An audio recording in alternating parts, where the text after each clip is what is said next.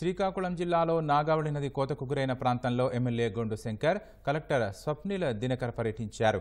బోట్లపై నాగావళి నది సముద్రంలో కలిసే చోటును పరిశీలించారు. నాగావళి నది దిశ మార్చుకొని సముద్రంలో ప్రవహిస్తోందని, దీనివల్ల గ్రామానికి వరద ముప్పు పొంచి ఉందని ఎమ్మెల్యే గొండు శంకర్ తెలిపారు.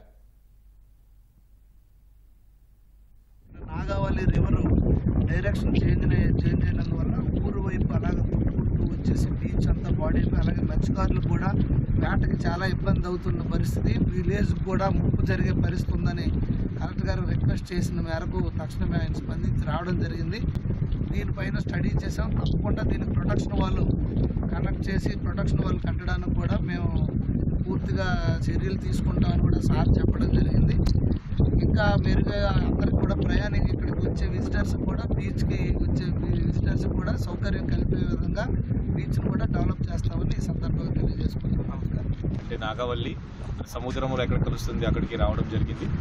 నాగావళి నది ఒక లెఫ్ట్ టర్న్ తీసుకొని ఊరు వైపు వెళ్ళినట్టుకి మనకి తెలిసింది.